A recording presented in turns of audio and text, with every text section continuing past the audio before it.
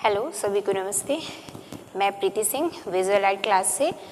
आज आप लोग को हम पढ़ाएंगे मध्यकालीन भारतीय आर्य भाषा। इससे पहले हम लोगों ने देखा हिंदी भाषा के विकास का क्रम, जिसमें हमने सबसे पहले आपको पढ़ाया था प्राचीन भारतीय आर्य भाषा। प्राचीन भारतीय आर्य भाषा में हमने वैदिक संस्कृत और लौकिक संस्कृत पढ़ाई थी। आज इसी के आगे हम उसके आगे क्रम में पढ़ाते हैं मध्यकालीन भारतीय आर्य भाषा।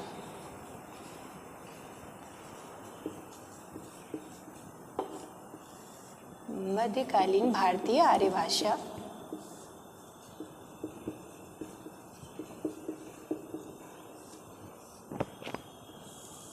इसका कालक्रम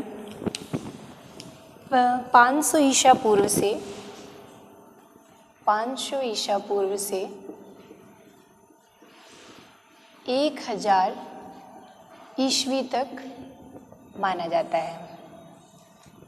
मध्यकालीन भारतीय आर्य भाषा को 3 भागों में बांटा गया है।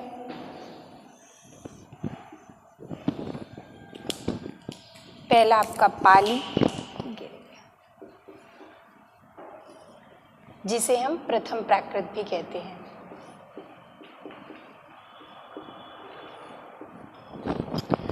दूसरा आपका प्राकृत, जिसे द्वितीय प्राकृत कहते हैं। तीसरा है आपका अपभ्रंश भाषा, जिसे हम तृतीय प्राकृत भाषा भी कहते हैं। पाली भाषा का कार्यकाल जो है वो आपका 500 ईसा पूर्व से 1 ईस्वी तक चला।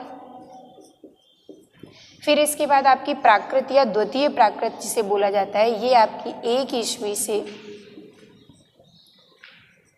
500 ईस्वी तक माना जाता है।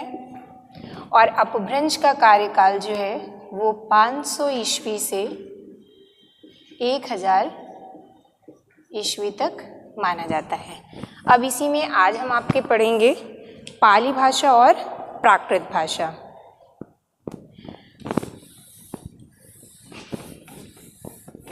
आज हम आपकी मध्यकालीन भारतीय आर्य भाषा में सबसे पहले हम पढ़ेंगे पाली भाषा।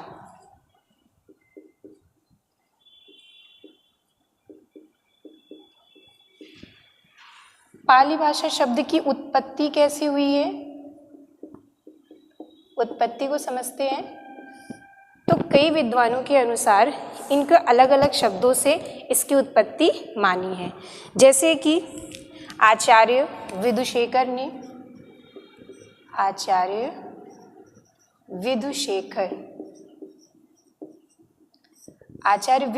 के अनुसार इन्होंने पाली शब्द की उत्पत्ति जो मानी है वो पंक्ति, पहले इन्होंने कहा पंक्ति शब्द आया, फिर पंक्ति से आपका पत्ती शब्द बना,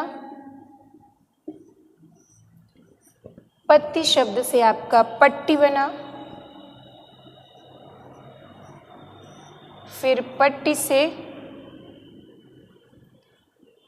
इन्होंने पल्ली बना, और पल्ली के बाद आपका ये पाली शब्द आता है।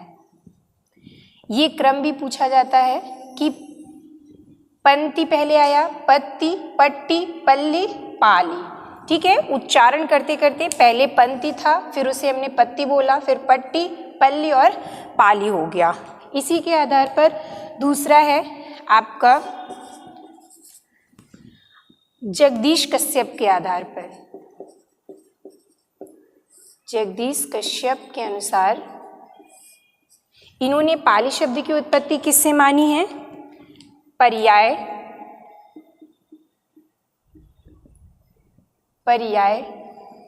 पर्याय शब्द के बाद ये बन गया था पलियाय। इसके पश्चात इसको पालियाय बोला गया, फिर ये याय समाप्त हो गया और पाली आ गया। जगदीश कश्यप के अनुसार पाली शब्द की उत्पत्ति कैसे हुई? पहले पर्याय था, पली आए, पाली आए और फिर पाली शब्द की उत्पत्ति हुई। मैक्स वेबर के अनुसार, मैक्स वेबर के अनुसार, मैक्स वेबर ने पाटलिपुत्र, मैक्स वेबर नहीं वालसेयर थे। मैक्स वेबर आपके दूसरी भाषा में आते हैं, मैक्स वालसेयर थे। मैक्स वालसेयर ने पाली शब्द की जो उत्पत्ति मानी है वो उन्होंने कहा है पाटलिपुत्र।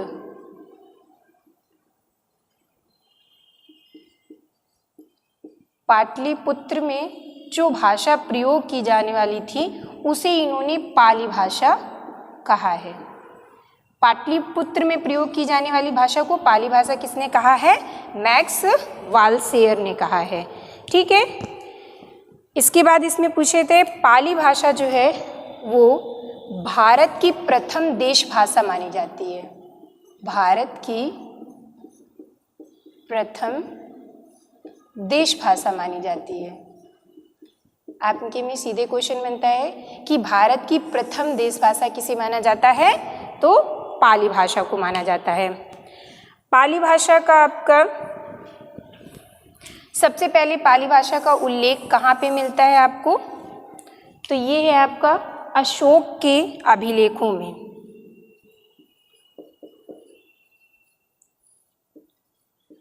अशोक के अभिलेखों में वह उनके जो शिलालेख रहे हैं, वह उनके जो स्तंभ रहे हैं, इन सभी में पाली भाषा का आपको मिलता है। पाली भाषा का उल्लेख सबसे पहले पाली भाषा का प्रमाण जो है हमें वो कहाँ से प्राप्त होता है? अशोक के शिलालेख, उनके स्तंभ व उनके अभिलेखों से प्राप्त होता है। इसमें देखते हैं पाली भाषा जो है वो बुद्ध के वचनों उसमें आते हैं। महात्मा बुद्ध जिन्होंने बौद्ध धर्म चलाया था, जिन्होंने किसने चलाया था? महात्मा बुद्ध ने। महात्मा बुद्ध के जितने भी उपदेश रहे हैं वो सभी उपदेश जो है वो पाली भाषा में आते हैं। किस भाषा में आते हैं? पाली भाषा में। महात्मा बुद्ध के उपदेश जो हैं वो सभी किस भाषा में हैं? पाली भाषा में हैं। इसलिए पाली शब्द का जो अर्थ है वो बुद्ध वचन से लिया जाता है। पाली का अर्थ क्या होता है? बुद्ध जी के वचन। इसमें पाली भाषा में बौद्ध धर्म में आपको त्रिपिटक ग्रंथ मिलते हैं।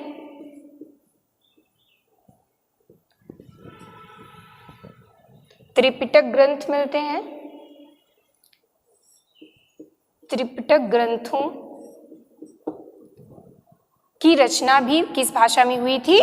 पाली भाषा में हुई थी। त्रिपिटक ग्रंथ किस भाषा में लिखे गए थे? पाली भाषा में लिखे गए थे। त्रिपिटक ग्रंथ में कौन से थे? पहला आपका आता है सुत्त पिटक।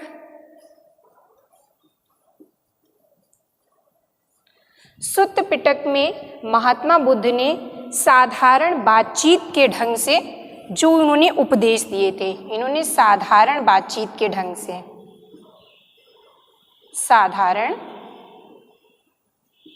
बातचीत के ढंग से जो उपदेश दिए थे इन्होंने,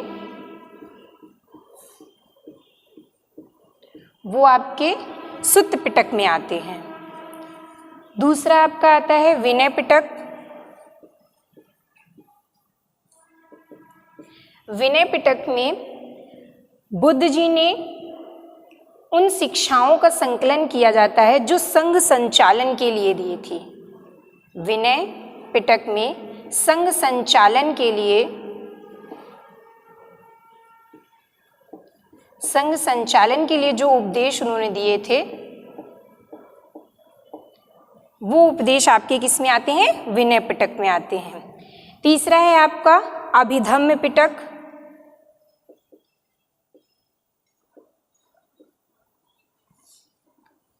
अभिधम्म पिटक। अभिधम्म पिटक में चित्त, चैताशिक आदि धर्मों का विशद विश्लेषण किया गया है। चित्त, चैताशिक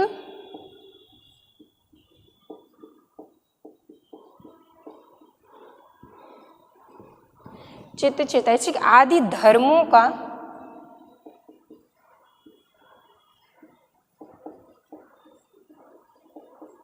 विशद विश्लेषण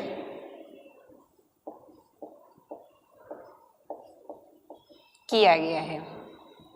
ठीक है, आप लोग का है महात्मा बुद्ध ने जितने भी अपने उपदेश दिए थे वो किस भाषा में दिए थे? पाली भाषा में दिए थे। इसी कारण से पाली भाषा का अर्थ जो है वो बुद्ध वचन से लिया जाता है। बौद्ध धर्म में त्रिपिटक ग्रंथों की रचना हुई थी जो कि पाली भाषा में थे, जिसमें आपका पहला सुत्त पिटक है, विनय पिटक है और अभिधम्म पिटक है। सुत्त पिटक में इन्होंने साधारण बातचीत के ढंग से जो उपदेश दिए थे वो आते हैं। विनय पिटक में संघ संचालन के लिए जो उपदेश दिए थे वो हैं। और अभिधम्म पिटक में चित्त, चैताशिक या धर्मों के आधार पर जो उन्होंने विश्लेषण किया था उसकी भाषा इसमें आती है। ठीक है, अब हम देखते हैं पाली भाषा को और किस कवि या लेखक या इतिहासकार ने किस नाम से जाना है। जैसे कि आपके सुनीति कुमार चटर्जी। सुनीति कुमार चटर्जी ने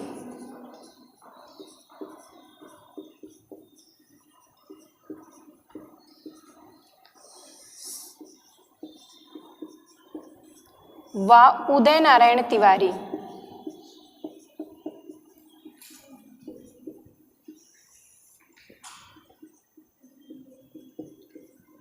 सुनीति कुमार चटर्जी व उदय नारायण तिवारी ने पाली भाषा को क्या कहा है? मध्य देश की भाषा कहा है। पाली भाषा को क्या कहा है? मध्य देश की भाषा कहा है। मध्य देश की भाषा ये मानते हैं। आपसे सीधे क्वेश्चन बन जाता है कि पाली भाषा को मध्य देश की भाषा किसने माना है? तो सुनीति कुमार चटर्जी और उदय नारायण तिवारी ने। ग्रेसर ने, जो कि आपके अंग्रेजी साहित्य के इतिहासकार रहे हैं, ग्रेसर ने पाली भाषा को मगध की भाषा माना है।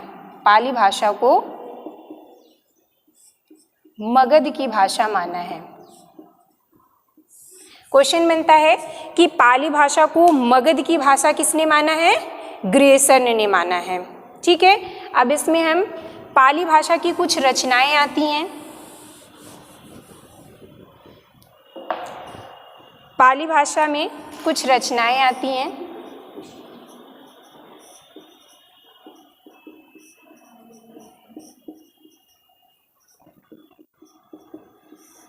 जिसमें से सबसे पहले आपकी आती हैं कच्चान व्याकरण।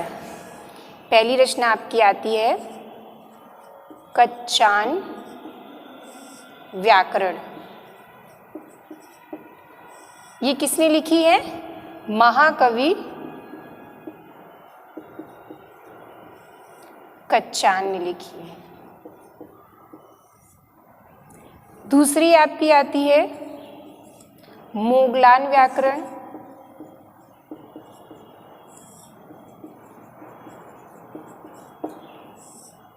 ये लिखी है महाकवि मोगलान ने।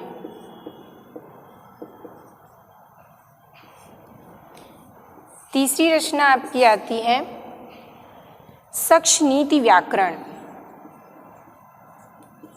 सक्षनीति व्याकरण ये लिखी थी बर्मी भिक्षु अंगवंश ने। बर्मी भिक्षु अंगवंश ने।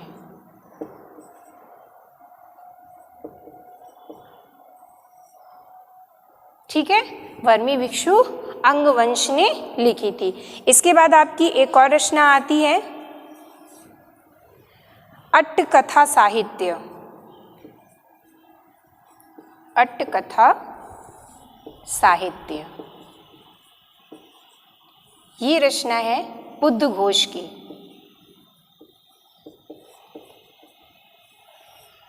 ये सभी रचनाएं आपकी पाली भाषा में आती हैं। कच्चान व्याकरण महाकवि कात्यायन की है, मोगलान व्याकरण महाकवि मोगलान की, सक्ष्नीति व्याकरण वर्मी भिक्षु अंगवंश की है, जिसमें से सबसे ज़्यादा आपकी पूछी जाने वाली है सक्ष्नीति व्याकरण और अट्टकथा साहित्य। अट्टकथा साहित्य किसने लिखी थी?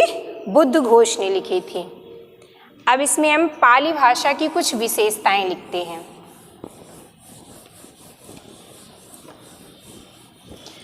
पाली भाषा की विशेषताएं,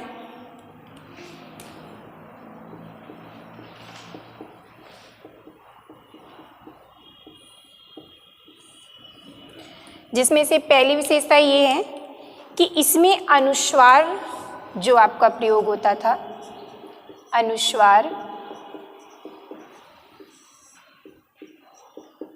अंग जिसे बोलते हैं, अनुस्वार जो है ये पाली भाषा में स्वतंत्र रूप में प्रयोग हुआ है। पाली में एक स्वतंत्र ध्वनि थी।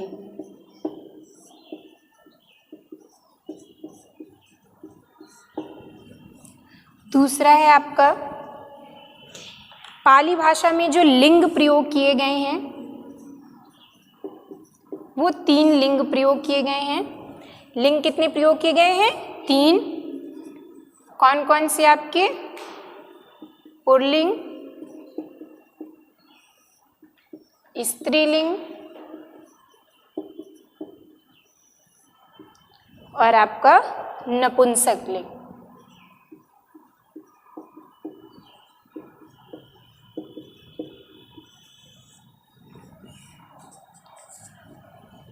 तीसरा आपका पाली भाषा में जो वचन प्रयोग किए गए हैं, वचन, तो इसमें संस्कृत में हमारे एक वचन, द्विवचन और बहुवचन तीनों आते हैं, लेकिन जब ये पाली भाषा में आता है तो इसमें 2 वचन हो गए थे। आपका केवल एक वचन और बहुवचन ही प्रयोग होता था। चौथी विशेषता इसकी ये है कि इसमें महाकवि कच्चान ने ध्वनियों की संख्या कितनी मानी है? इसमें 41 मानी है। महाकवि कच्चायन ने 41 ध्वनियां मानी हैं और महाकवि मोगलान ने पाली भाषा में कितनी ध्वनियां मानी हैं? 43 ध्वनियां मानी हैं।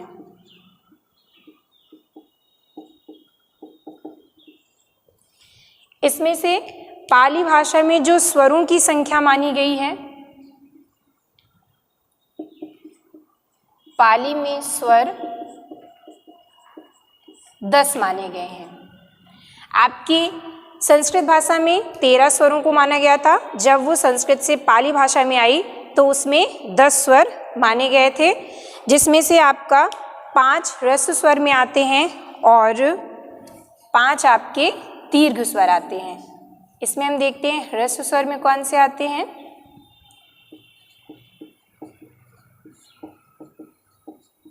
और आपके दीर्घ स्वर कौन से आते हैं?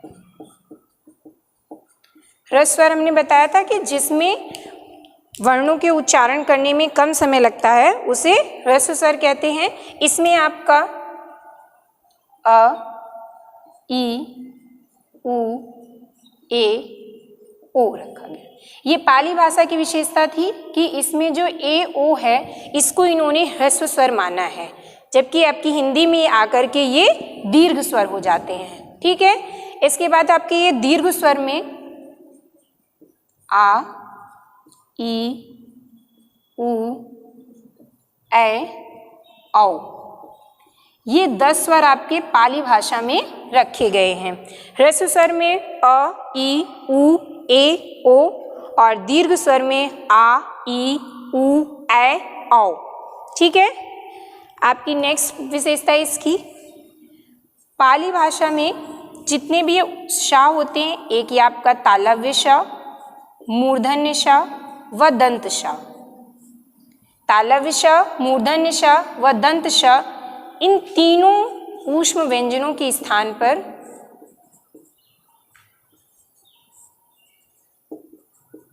इन तीनों ऊष्म व्यंजनों के स्थान पर आपका केवल दंत शा का प्रयोग होता है, केवल दंत शा का प्रयोग होता है। आपके पाली भाषा में श, स, स तीनों शा में केवल दंत शा का ही प्रयोग किया जाता है। अगली विशेषता है आपकी पाली भाषा में जो आपका विसर्ग है,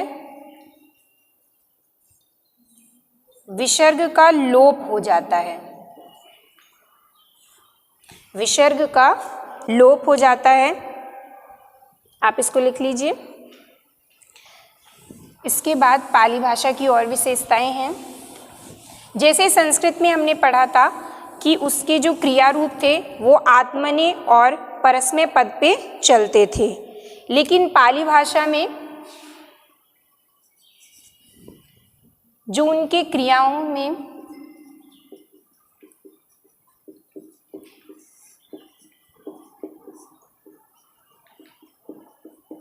आत्मनेय और परस्मय पद थे वह भवादि अदादि गणों व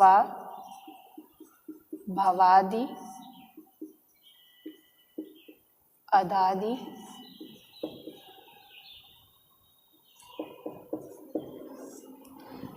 गणों के भेद का लोप हो गया था।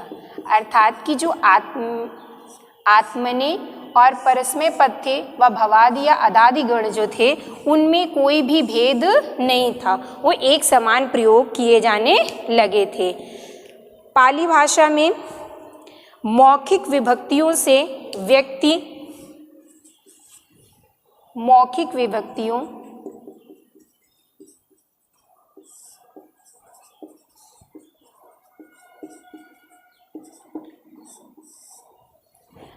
मौखिक विभक्तियों से व्यक्ति,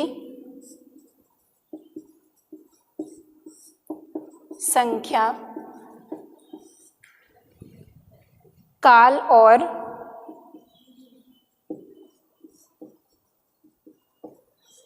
मनोदशा की जानकारी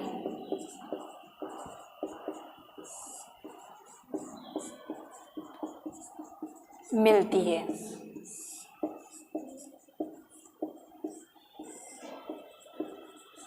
पाली भाषा में मौखिक विभक्तियों से व्यक्ति, संख्या, काल और मनोदशा की जानकारी मिलती है। पाली भाषा में हर शब्द में मूल अर्थ के अलावा एक या ज़्यादा प्रत्यय होते थे। इसमें हर शब्द में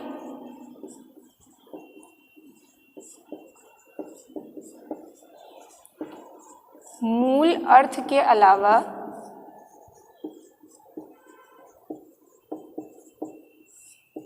एक या उससे ज़्यादा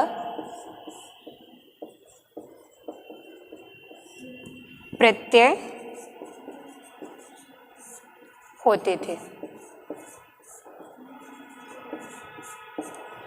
ठीक है, हमने आज पाली भाषा की ये विशेषताएं भी पढ़ी। अब हम इसमें देखते हैं प्राकृत भाषा की विशेषताएं, या प्राकृत भाषा के बारे में आगे पढ़ते हैं। अभी हमने देखा पाली भाषा का कार्यकाल जो है वो कहाँ से कहाँ तक चला है, 500 ईसा पूर्व से 1 ईस्वी तक चला है। ठीक है, अब हमारी दूसरा प्रकार उसमें आता है आपका प्राकृत भाषा।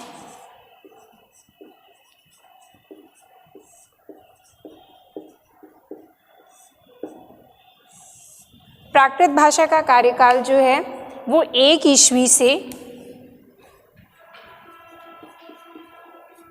500 ईस्वी तक चला। प्राकृत भाषा को ही साहित्यिक प्राकृत भी कहते हैं। प्राकृत भाषा को क्या कहते हैं? साहित्यिक प्राकृत भी कहते हैं, क्योंकि प्राकृत भाषा में ही अधिकांश साहित्य मिलता है। तो प्राकृत भाषा को हम साहित्यिक भाषा भी कहते हैं। प्राकृत भाषा का सबसे पहला प्रमाण कहाँ मिलता है? सबसे पहला इसका प्रमाण कहाँ पे मिलता है? भरत मुनि के नाट्य शास्त्र में। भरत मुनि की रचना नाट्य शास्त्र में।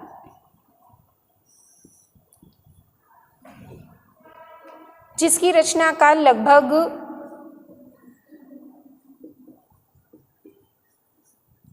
लगभग आपकी दूसरी से तीसरी शती मानी, दूसरी शताब्दी मानी जाती है। प्राकृत भाषा का सबसे पहले प्रमाण कहाँ मिलता है? भरत मुनि के नाट्य शास्त्र में।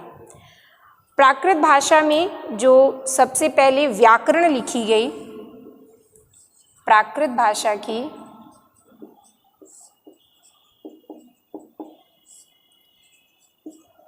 सबसे पहली व्याकरण रचना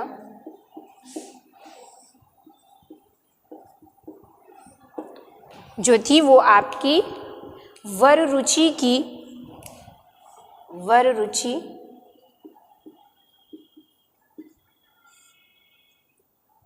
की प्राकृत प्रकाश थी। प्राकृत प्रकाश का कार्यकाल जो है वो 7वीं शताब्दी माना जाता है।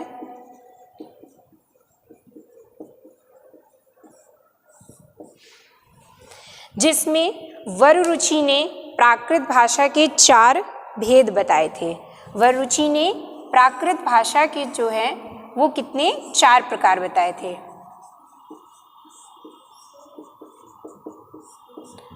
प्राकृत भाषा के प्रकार इन्होंने 4 बताए थे, जो आपका है पहला सौरसेनी,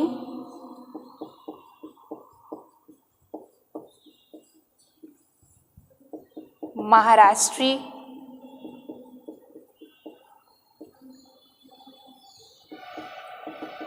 मागधी और पैसाची।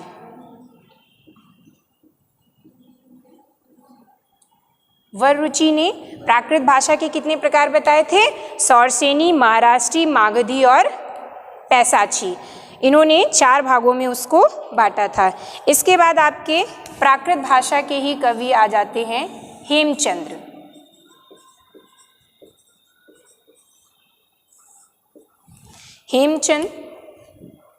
हेमचंद की रचना है प्राकृत व्याकरण। हेमचंद को प्राकृत का पाणिनि भी कहा जाता है। हेमचंद जी के बारे में देखते हैं।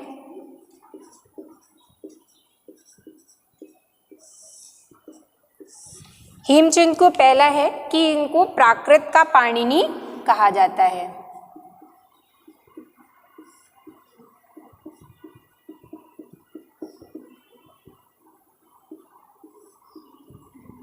आपके में क्वेश्चन बनता है कि प्राकृत का पाणिनि किसे कहा जाता है? हेमचंद्र को कहा जाता है। हेमचंद जो है वो गुजरात के राजा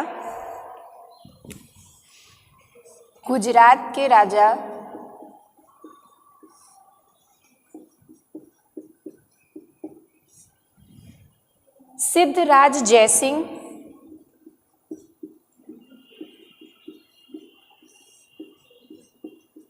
व उनके भतीजे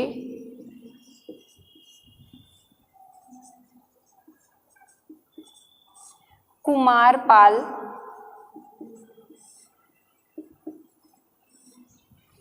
के शासनकाल में थे। गुजरात के राजा सिद्धराज सिंह और उनके भतीजे कुमारपाल के राज दरबार में थे, जिसे इनकी रचनाओं में भी मिलता है कुमारपाल चरित। इन्होंने प्राकृत व्याकरण को इन्होंने जो प्राकृत भाषा में जो अपनी रचना लिखी उसे कहते हैं प्राकृत व्याकरण। जो कि किस भाषा में थी आपकी? प्राकृत भाषा में थी। और प्राकृत भाषा की सबसे जो फेमस रचना मानी जाती है वो प्राकृत व्याकरण मानी जाती है। इन्होंने प्राकृत व्याकरण में 4 जो भेद वररुचि ने बताए थे, सौरसेनी, महाराष्ट्री, मागधी और पैसाची, इसके अतिरिक्त इन्होंने प्राकृत भाषा के 3 और भेद माने थे। 3 और भेद माने थे, जिसे इन्होंने आर्षी या इसे ही अर्धमागधी कहते हैं।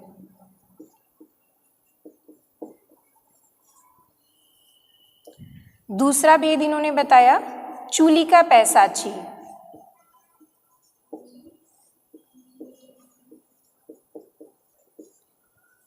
तीसरा भेद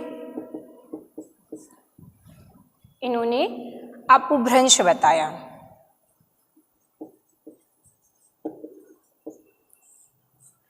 अर्थात कि हेमचंद ने प्राकृत व्याकरण में प्राकृत भाषा के कुल कितने भेद बताए थे? 7 भेद बताए थे। कुल भेद कितने बताए हैं इन्होंने? 7 भेद बताए हैं, जिसमें से 4 वररुचि ने बताए थे, सौरसेनी, महाराष्ट्री, मागधी और पैसाची। इसके अतिरिक्त 3 और उन्होंने बताए, अर्धमागधी, चूलिका पैसाची और अपभ्रंश। ये जो इनकी चूलिका पैसाची है, इसी को आचार्य दंडी ने चूलिका पैसाची को क्या नाम दिया? भूत भाषा कहा। भूत भाषा कहा। पूछते हैं कि आचार्य दंडी ने किस भाषा को भूत भाषा कहा? तो चूलिका पैसाची को इन्होंने भूत भाषा कहा है। प्राकृत भाषा में आपकी जैन आचार्य या जैन धर्म की रचनाएं जो मिलती हैं आपकी, वो आपकी प्राकृत भाषा में मिलती हैं। महावीर जैन की जितने भी उपदेश दिए हैं उन्होंने, महावीर जैन ने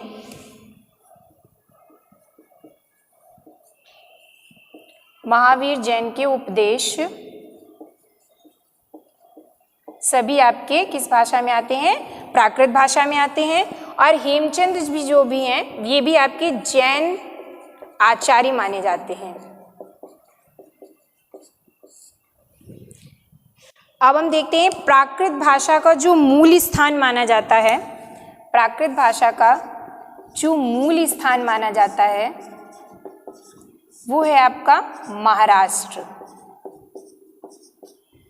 ऐसा माना जाता है कि प्राकृत भाषा की जो शुरुआत है वो महाराष्ट्र से मानी जाती है।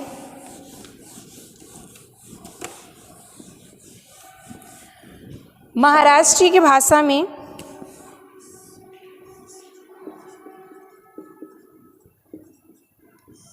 जो महाराष्ट्र की भाषा थी, इसमें अवंती और वाहिक, अवंती और वाहिक भाषाएं भी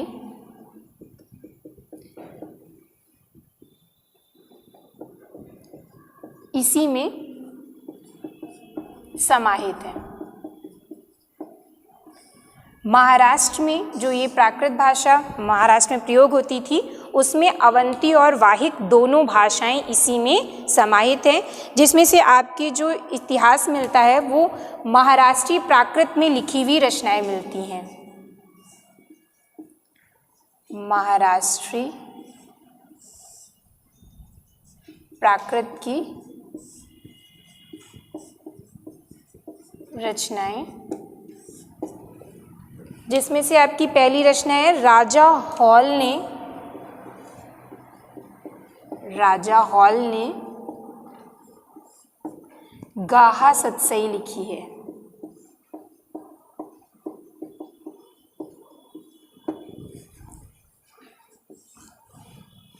दूसरा आपका प्रवर सेन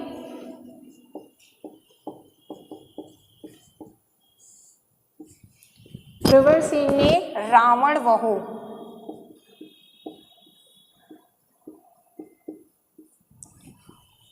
और आपके हेमचंद्र, इन्हें प्राकृत का पाणिनि माना जाता है और इन्होंने कई रचनाएं प्राकृत भाषा में लिखी, जैसे आपकी कुमारपाल चरित। कुमारपाल चरित में ये कुमारपाल राजा के दरबार में थे, तो इन्होंने उन्हीं के बारे में वर्णन किया है। और कुमारपाल चरित भाषा जो है वो किस भाषा में लिखी गई है? प्राकृत भाषा में। दूसरी है इनकी योग शास्त्र,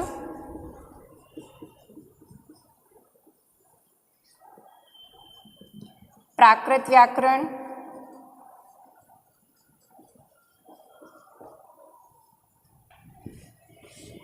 छंदो अनुशासन,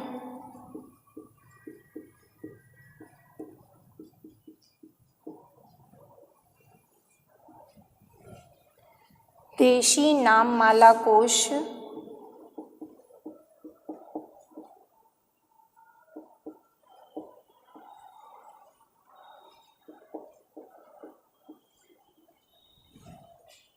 द्वयाश्रय काव्य,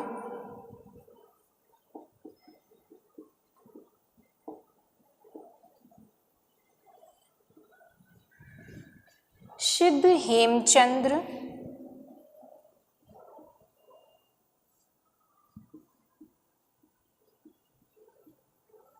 शब्दानुशासन। इसे ही सिद्ध हेम से भी नाम से जाना जाता है, सिद्ध हेम। ये इनकी सबसे फेमस रचना है। सिद्ध हेमचंद शब्दानुशासन पूछी जाती है, प्राकृत व्याकरण पूछी जाती है, द्वयाश्रय काव्य पूछी जाती है। ये सभी आपकी रचनाएं किस भाषा में लिखी गई हैं? प्राकृत भाषा में लिखी गई हैं। अब हम देखते हैं प्राकृत भाषा की विशेषताएं।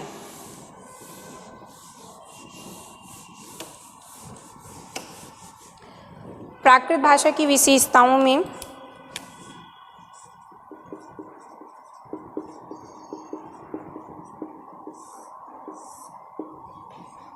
पहली इसकी विशेषता है, प्राकृत भाषा में जो स्वर प्रयोग किए गए हैं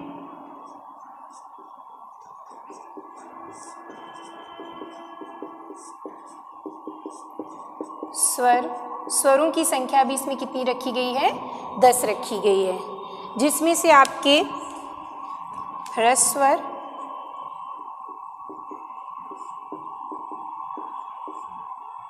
व दीर्घ स्वर रखे गए हैं। ये पाली के समान ही इसमें भी स्वर रखे गए हैं। ह्रस्व स्वर में आपका अ, ई, उ, ए, ओ आता है, और दीर्घ स्वर में आपका आ, ई, उ, ए, औ आता है। ये आपके 10 स्वर किस में रखे गए हैं? पाली भाषा से ये सीधे ही प्राकृत भाषा में आ गए हैं। इसके पश्चात प्राकृत भाषा में जो आपकी संस्कृत में री या ली का जो प्रयोग मिलता है, ये आपके इसमें प्राकृत भाषा में आके पूरी तरह से लोप हो जाता है इनका। ये आपको प्राकृत भाषा में देखने को नहीं मिलते हैं। दूसरी विशेषता आपकी, प्राकृत भाषा में विसर्ग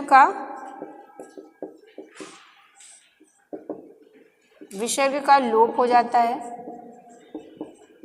पाली भाषा से प्राकृत भाषा आने में ज़्यादा समय नहीं लगा था, और पाली भाषा की जो विशेषताएं थी उसमें से बहुत सी विशेषताएं जो हैं वो आपकी प्राकृत भाषा में देखने को मिलती हैं। तीसरी विशेषता है आपकी, इसमें का से मा तक के व्यंजनों को स्पर्श व्यंजन कहा गया,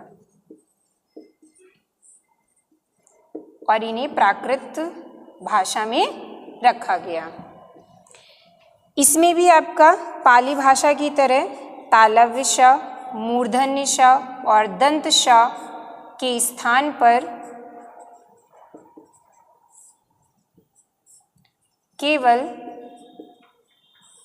दंत श का प्रयोग होता था।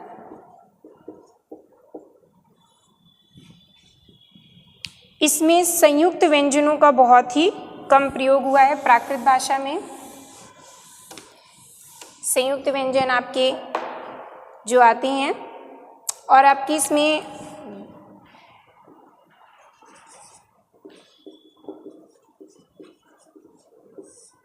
संयुक्त व्यंजनों का कम प्रयोग मिलता है।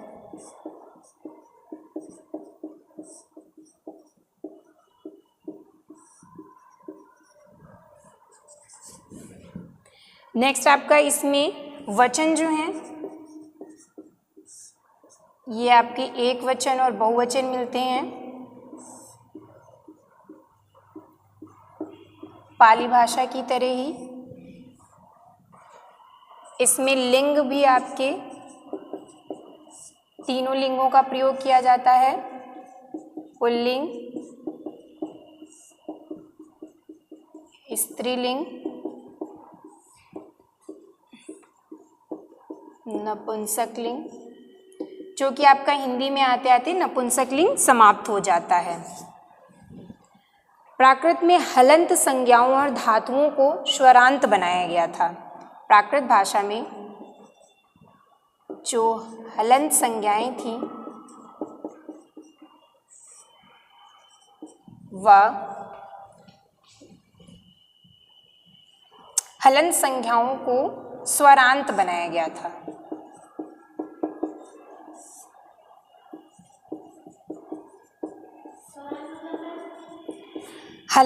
हलंत संज्ञाओं को स्वरांत बनाया गया था। जैसे कि जब आप संस्कृत भाषा में प्रयोग करोगे तो जैसे आपको कोई भी शब्द मिलता है तो आप ऐसे देखते हो कि इसमें राम लिखा हुआ है, या वहाँ पे आपको बहुत सारे शब्दों में बीच में ये हलंत मिलता है।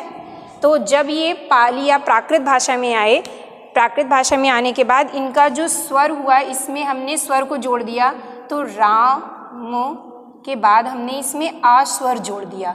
जब ये आ स्वर जुड़ गया तब ये पूरी तरह से राम बना। ठीक है, तो ये कैसा शब्द हो गया? स्वरांत हो गया। आप किसी भी भाषा कोई भी शब्द लिखते हैं, आप जैसे आपने कमल ही लिखा, कमल में एक तरह से जब हम इसका वर्ण विक्षेप करते हैं तो ये इसमें का, धन आ, धन मा, धन आ, धन ला, धन आ, तो अंत में क्या आया? स्वर आया। इसी तरह होता है कि हमने इस भाषा को क्या कर दिया, शब्द को क्या किया है? स्वरांत बना दिया है। अंत में क्या कर दिया है? स्वर आया है आपका। ठीक है, इसमें जो है क्रियाओं में परस्मय और आत्मनेय पद का लोप हो गया था। पाली भाषा की तरह ही इसमें भी आत्मनेय पद और जो आपका परस्मय पद था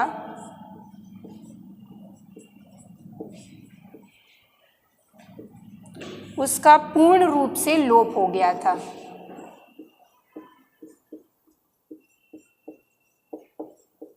ठीक है, ये आपकी हो गई प्राकृत भाषा की विशेषताएं। अब हम अगली क्लास में आपको पढ़ेंगे अपभ्रंश भाषा और उसकी विशेषताओं के बारे में।